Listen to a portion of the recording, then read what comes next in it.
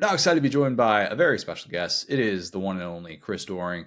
CD, I swear that I didn't just have you on because I wanted to talk about Noah Fifita after you got to spend a little bit of time with him at the FWAA Steve Spurrier First Coach Award, presented by, of course, Chris Doering Mortgage. Shameless plug. By the way, it's a mouthful there to kind of get out, right? The Steve Spurrier First Year Coach of the Year Award. You're like a bowl game. You got like 6 sponsors at this point. Yeah. It's a lot.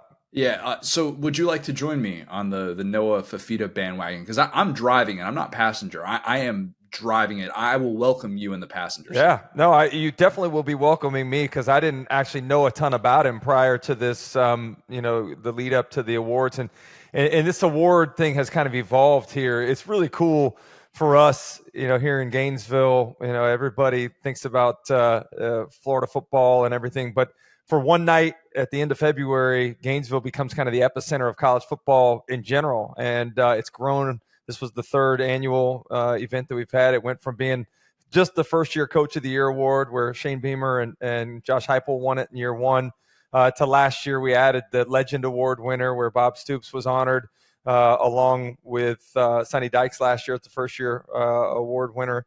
And then this year, they also had the Freshman of the Year, who Drake May, about to be the maybe 1 or 2 overall pick in the draft, won it. And this year we changed it from the Freshman of the Year to co-freshman offensive and defensive player. So did have your guy Noah Fifita there.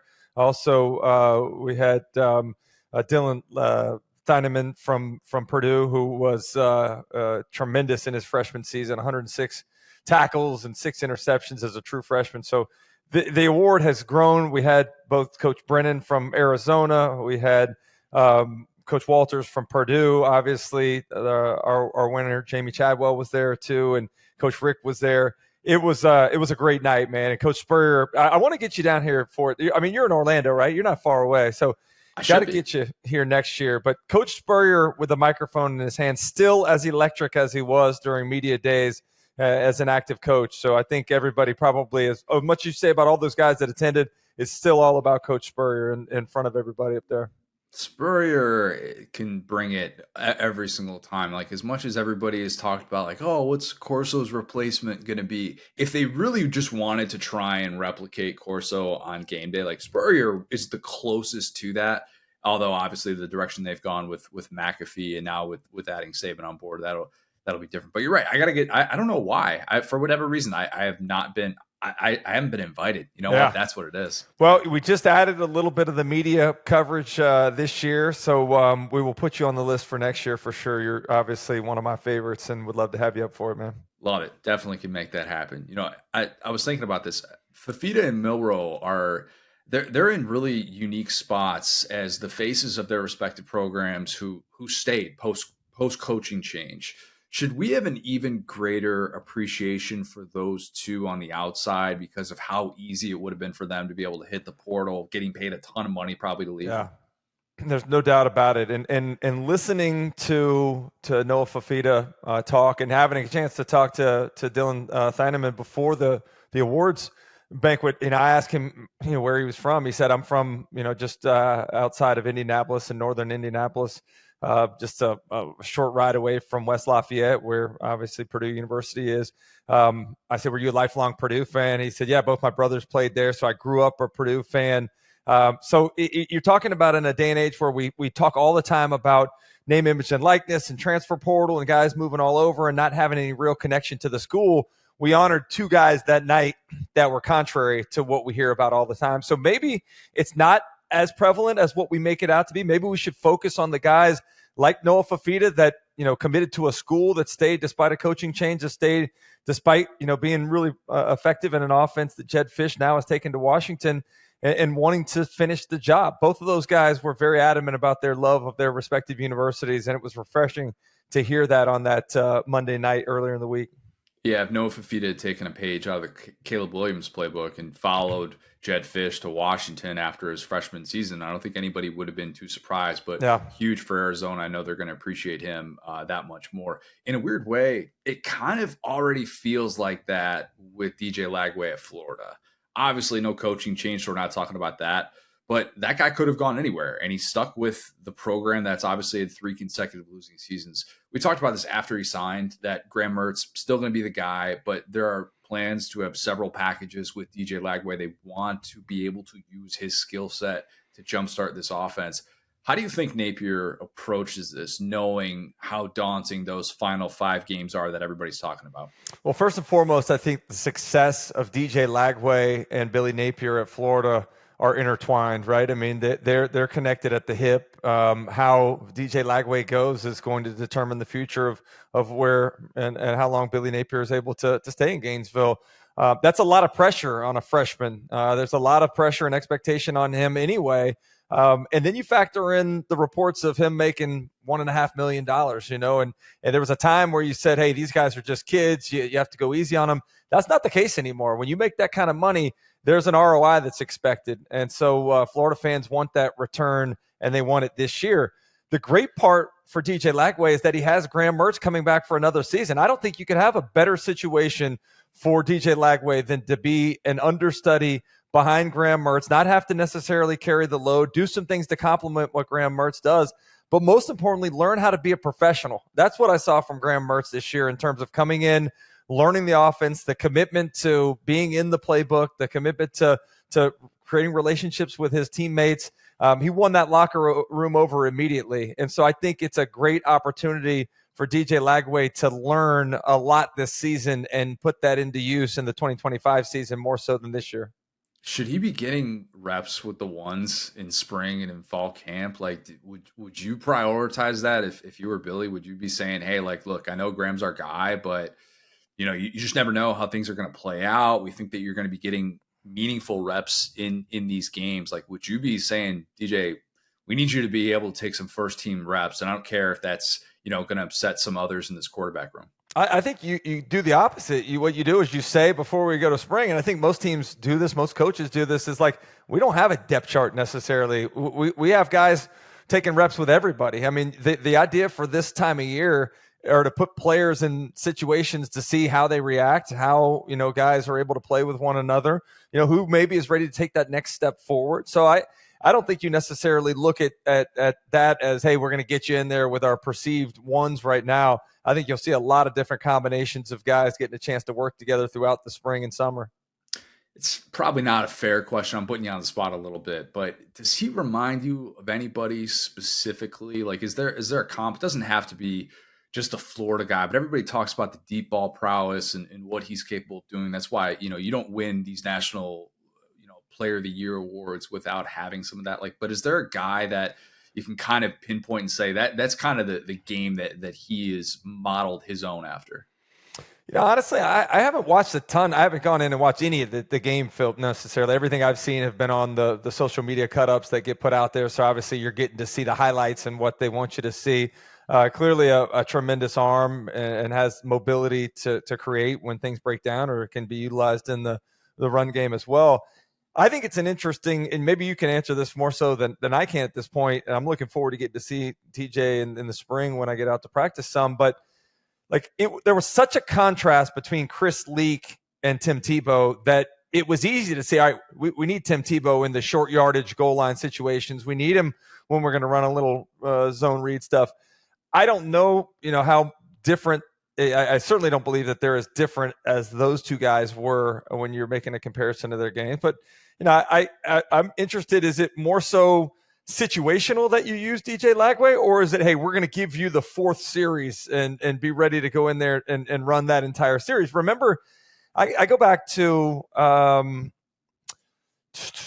who was it at Georgia at the time? Was it David Green and DJ Shockley? I think it was, right, where they would put Shockley in and get his own series every couple series in that game. And there are different ways to work guys in, but I think you don't do it at the cost of the rhythm of the offense. So finding a way to do that organically and not having it be something that takes away from what Graham Mertz is able to do. Because when he gets it rolling, I mean, Graham Mertz, I think Graham Mertz was the best transfer portal acquisition of any player in the conference last year. And maybe you have somebody else in mind for that. And maybe it's because we're thinking about the rankings heading into the season. I think most people probably had him in the bottom third of all the quarterbacks in the SEC heading into the season. I think at the end of the year, you could make the argument that he was a top third quarterback.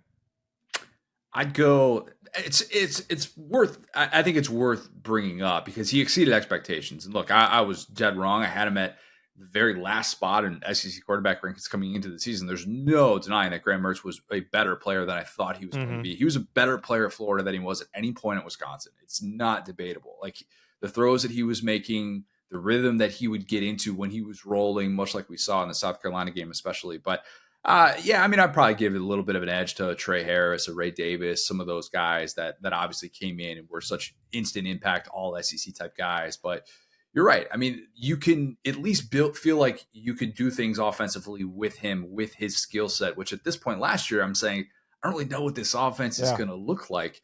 And that is going to be a fine line for Billy to try and walk of not taking away from the offense, but keeping him involved. It's hard. I thought Mullen did it really well. Connor, I'll tell you this, man. I think one of the things that I feel really good about when looking at Coach Napier and the staff is obviously they know how to evaluate talent. They know how to find guys that they can project to fit well into what they're doing schematically, particularly on the offensive side. I mean, Ricky Pearsall is going to be a top 50 draft selection coming up here in a couple months. Ricky Pearsall, maybe we didn't know enough about him at Arizona State, but seeing what he was able to do and projecting that into this offense certainly makes me feel good about it. Graham Mertz, I was with you.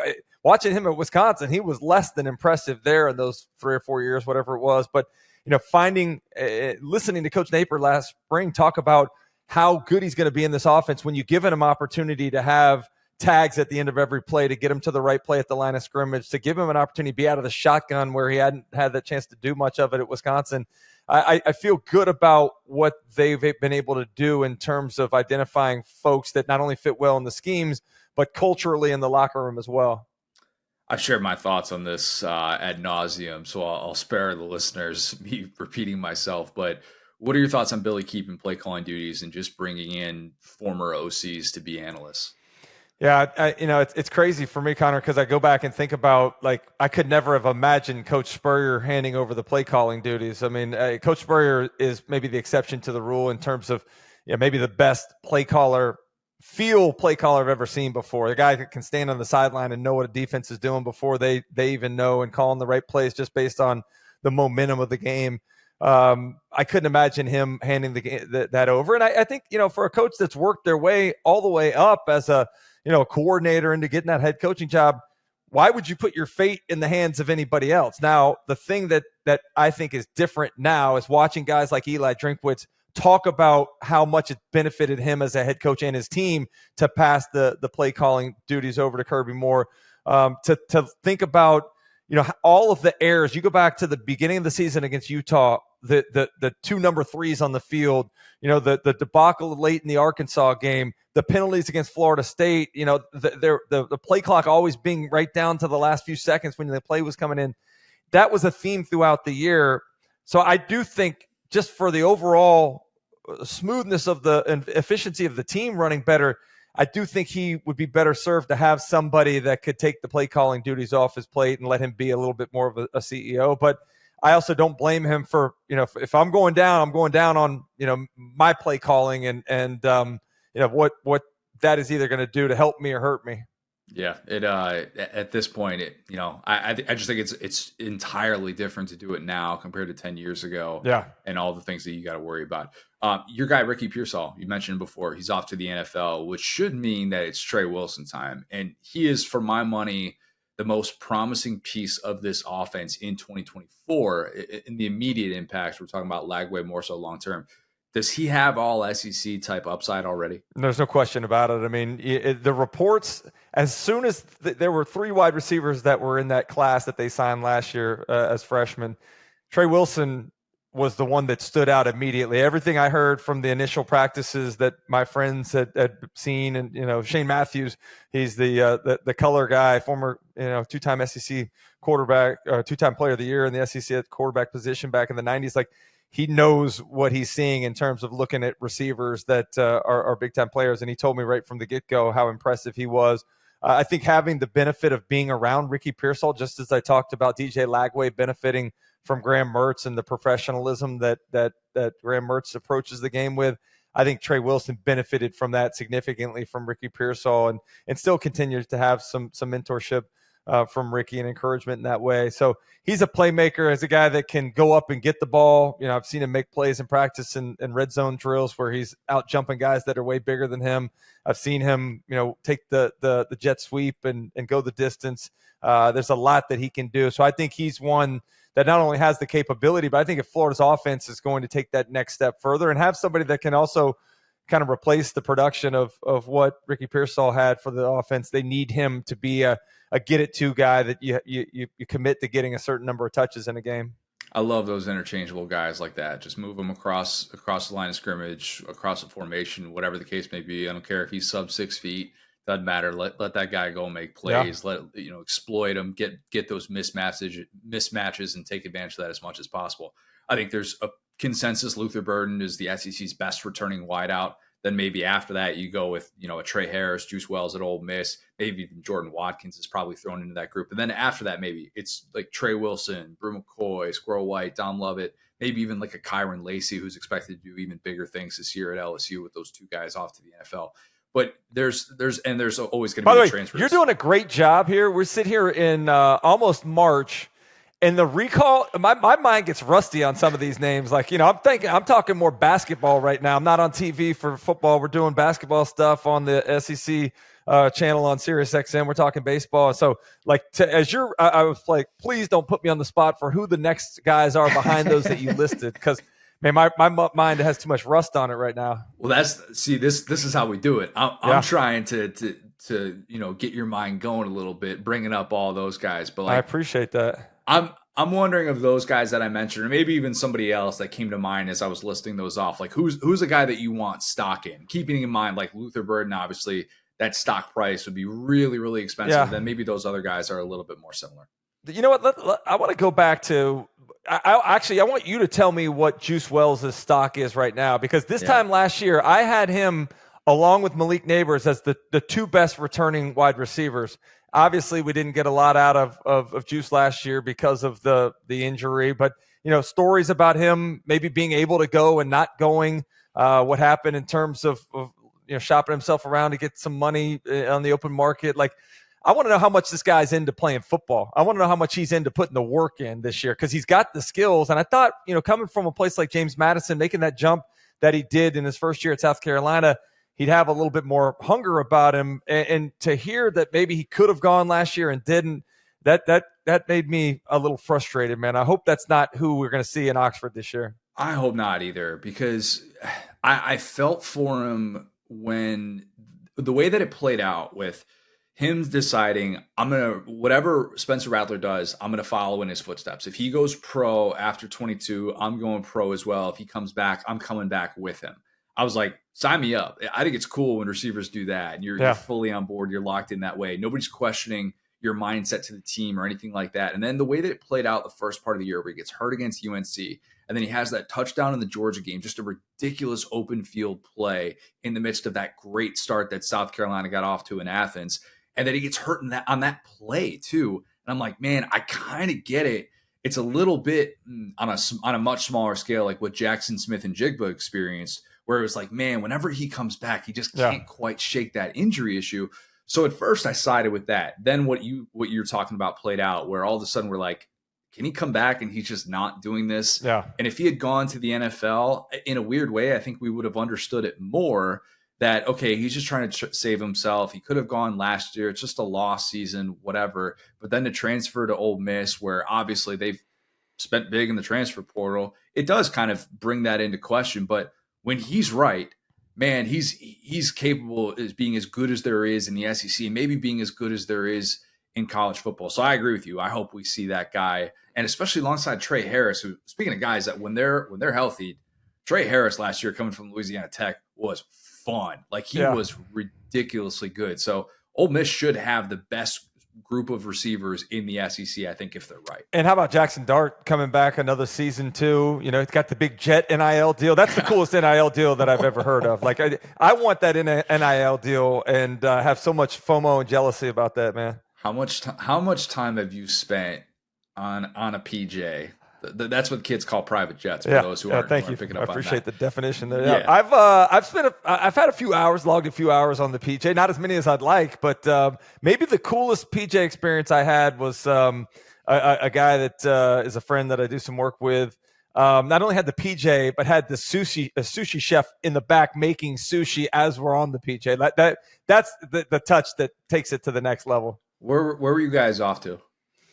They stopped and picked me up in Gainesville, and we were on our way up to Charleston for some meetings. So the problem was it's a quick flight. Like every time I'm on a PJ, I had one other cool PJ experience that I want to talk about as well. And I don't even know if I'm allowed to talk about this, but do you remember that the like 30 for 30 that they did on Coach Spurrier? I think it was called The Believer. That was it the SEC Storied thing? SEC Storied, yeah. So you remember who like produced that? I don't. Mm-mm. So Kenny Chesney's company produced it, and he was actually the narrator for the whole thing, right. Interview or whatever. And so they wanted some of us to come up to Columbia, where Coach was still coaching at the time, to be a part of some stuff that they were doing there. And we were looking at flights and looking at some, trying to get travel together. They sent Kenny's jet down to get us. And, again, it's too short of a flight. I wish I was going longer, but we did take advantage of some of the open bar that Kenny Chesney had on his plane. I don't know if that was sanctioned or not, but I appreciate what he was able to do to not only get us there, but get us there in style. If he's got the bar up there, that's not just off limits. If you want it to be off limits, you have to just put take some it sort off. of lock. Yeah, or take it off the plane completely. So I feel like, he's probably fine with us utilizing all of the amenities there. If I have a liquor cabinet and I know Chris Doering is going to be in the area, and if I don't make that off limits, if I don't make that known, that's on me. I'm assuming Chris Doering is probably going to find his way into an adult beverage or two. There's no doubt. And here's the thing. If I have a PJ that I'm sending down for somebody, I want them to have the ultimate experience on it too. So I'm letting them have free reign to everything that they need to have access to. Oh, yeah, absolutely. All right, let's close with some Combine stuff. By the time people are listening to this, the Combine will be over because this is coming out Tuesday. We're recording this on Thursday. You didn't get a Combine invite, did you? Yeah, I did. Hold on, bro. Hold on. I didn't get any scholarship offers coming out of high school, but I was much more heralded going into the NFL because I remember I was not only all SEC, I was second team All American. I got my guy Mel Kiper had me going in the third or fourth round, which I appreciate. I didn't end up going until the sixth round, but yeah, I went. Wow. And actually, I'm surprised you don't know this story because you're my boy and we talk about a lot of things. But I actually blame my downfall and not being drafted earlier on our guy Danny Cannell. And I know this is an SEC heavy podcast probably, and a lot of people here don't like Danny, but Danny's actually a good friend of mine. Danny and I became good buddies when we played together in the Senior Bowl. Danny was my quarterback there. In fact, I blame him again for some indiscretions at the Senior Bowl where we probably could have been more focused, but instead jumped in the car with Eric Moulds and went over to Biloxi a couple nights to play blackjack over there. So didn't necessarily take that as seriously as I would now as a 50-year-old guy. But at the Combine, the quarterbacks don't do anything. They're not worried about running the 40. So they're sitting in the hot tub. I sit in the hot tub with these guys for like 2 hours and completely juice my legs the night before I'm supposed to be doing the vertical leap and the 40-yard dash and the short shuttle. I didn't know any better. We weren't training out at any of these training facilities. We didn't have any sort of science behind the sport. And so I completely went out there and just had a terrible workout. Everybody already thought I was slow, and then I backed it up with numbers. I ran 4.58 at my pro day, but by that time, everybody had seen the 4.84 that I put together at the Combine and labeled me as being typical slow white wide receiver. Okay, several thoughts. One, that's why it's not listed on your Wikipedia page, is because it wasn't a good workout. And if it was, then it would be up there, because that's why I didn't see it. I actually checked right before this. I'll tell you this. I've never edited my Wikipedia page. I don't have any respect for people that edit their own Wikipedia pages. So if people want to contribute on there, hopefully it's truthful. But it wasn't me. I didn't clean it. It's not like somebody put that up there and I took down the 484. I'm telling you, actually, this is cathartic for me to own this here with you. As it would, but again, I blame Danny Cannell, so I'm really not completely owning it. Can I put the 484 on your Wikipedia page? As long as you come back and put in parentheses 458 at Pro Day. You would run better than a 484 right now. I think I would. Yeah, I mean, literally, I can remember feeling my leg. Like they got us up. They got us up at felt like 5 a.m. You're nervous anyway the night before. You're in Indianapolis. Like 5 a.m. You got to go take a drug test. So you're watching. The people are watching you take a piss first thing in the morning, which is tough. And then you're having to overcome that. I didn't know what shoes I wanted to go with. My legs felt juiced, and just went out there and did not at all represent what I feel like my true athleticism was. And so I was probably a 4.6 guy. I ran 4.58. I remember at Indianapolis as a rookie, I ran 4.61. So, somewhere in there, but 4.84 is not a representation of my true speed. Dude, 4.84 in today's day and age on the internet, you're getting dunked on like left and right. But here's the thing. Let me tell you this, Connor. 4.84 is faster than 99.9% of the people in this world. I would go out. I played adult league softball in the off seasons when I was in the NFL. I'd tag up from second base on a fly ball to center field and score, and people were like, "Oh my God, I didn't know you were so fast." I'm like, "Yeah, because I'm compared to everybody else that's a wide receiver in the NFL. It wasn't that fast, but compared to your fat ass out here drinking, I'm way faster." Compared to Riedel Anthony, yeah.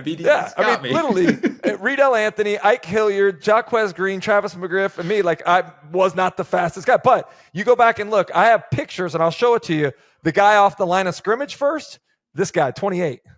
Look at that burst. You would have gotten the first, what do they do? Like the first 10 or the first 20. That's like a big part of it for explosion that they track. Like you would have been all over that. So now what I want to do, I don't want to put 4.84 on your Wikipedia page. That's not an accurate representation. Yeah. What I want to put is off-season softball league. Chris Doering was known to tag up from second multiple times. It wasn't like a one-time thing. I'm trying to make people throw me out. I'm tagging up from second, and there was no stop sign, at the third base coach. If I was in center field and I caught a ball and you tagged from second to home, we're having a discussion. That's when I get mouthy, and I'm probably like, "What did you think? What did you think? My arm fell off or something?" For trying you, or if you threw me out? Because if you threw me out, then you could be able to talk. But nobody ever threw me out tagging from second base. True. But think about it. One, you have to be able to catch the ball. Two, you have to be able to throw it all the way to home plate. And three, you have to actually have somebody that can catch the ball at home plate and put a tag on somebody. So I'm forcing people to make plays. You should have tagged from first. That would have been aggressive, I think, perhaps. CD, you're the best. We'll talk soon, man. All right, man. Thanks, Connor.